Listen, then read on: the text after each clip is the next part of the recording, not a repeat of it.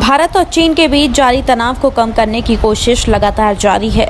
अब पूर्वी लद्दाख के चुशूल में भारत और चीन के बीच कोर कमांडर स्तरीय वार्ता होगी। वार्ता मुख्य रूप से वास्तविक नियंत्रण रेखा यानी LAC के साथ विघटन के दूसरे चरण की प्रक्रिया को लेकर होगी। सूत्रों से मिली जानकारी के मुताबिक भारत चीन के बीच लेफ्टिनेंट जनरल स्तर की बैठक में पूर्वी लद्दाख में गतिरोध वाले स्थानों से सैनिकों को पीछे हटाने के कदमों पर चर्चा होगी। इस दौरान होने वाली बातचीत मुख्य रूप से वास्तविक नियंत्रण रेखा पर पीछे हटने के दूसरे चरण पर केंद्रित होगी। भारतीय सेना ने इस बैठक के सकारात्मक रहने की उम्मीद भी जताई है। अमरनाथ यात्रा का आयोजन रोकने का आदेश देने से सुप्रीम कोर्ट ने मना कर दिया है।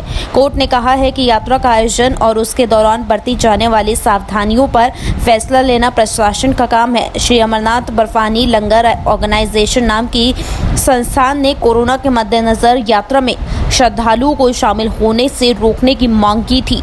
याचिका में कहा गया था कि इस बात के संकेत मिल रहे हैं कि 20 जुलाई के बाद यात्रा शुरू की जा सकती है। यात्रा के लिए उपलब्ध 2 रास्तों में लंबे पहलगांव के रास्ते का इस्तेमाल नहीं किया जाएगा। सिर्फ 14 किलोमीटर लंबे बालटाल के रास्ते यात्रा की अनुमति दी जाएगी।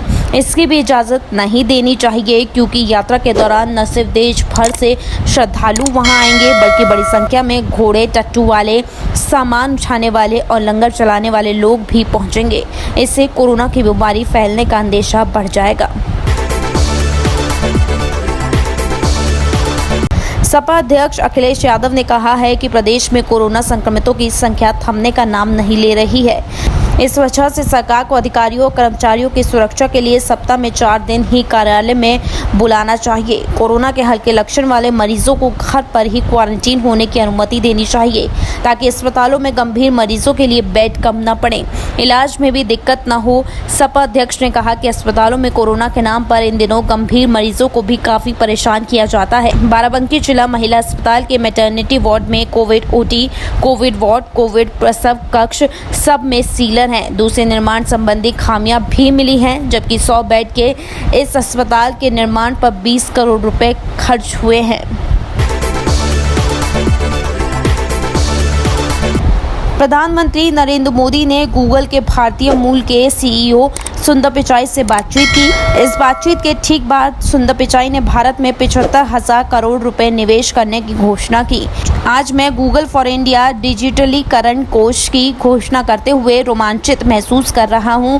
इस पहल के तहत हम लोग 5 से 7 साल में भारत में $10 अरब यानी कि 75,000 करोड़ रुपए का निवेश करेंगे। उन्होंने कहा कि हमारा निवेश भारत के डिजिटलीकरण के 4 प्रमुख क्षेत्रों पर केंद्रित होगा। इसमें हर भारतीय तक उसकी भाषा में सस्ती पहुंच और सूचनाओं को उपलब्ध कराया जाएगा। भारत की ज़रूरत के मुताबिक नए उत्पाद और सेवाओं का निर्माण करना, कारोबारियों को डिजिटल बदलाव के लिए सशक्त करना और स्वास्थ्य, शिक्षा और कृषि जैसे क्षेत्रों में सामाजिक भलाई के लिए क्रमित मेगा और प्रौद्योगिकी लाभ पहुंचाना शामिल है।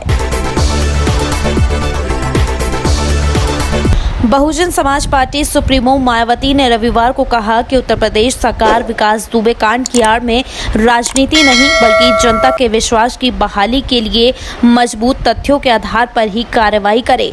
मायावती ने ट्वीट कर कहा कि उत्तर प्रदेश सरकार अब खासकर विकास दुबे कांड की आड़ में राजनीति नहीं बल्कि इस संबंध में जन विश्वास की बहाली हेतु मजबूत तथ्यों के आधार पर ही कार्रवाई करे तो बेहतर है, जिससे अब ब्राह्मण समाज भी यहाँ अपने आप को भयभीत, आतंकित और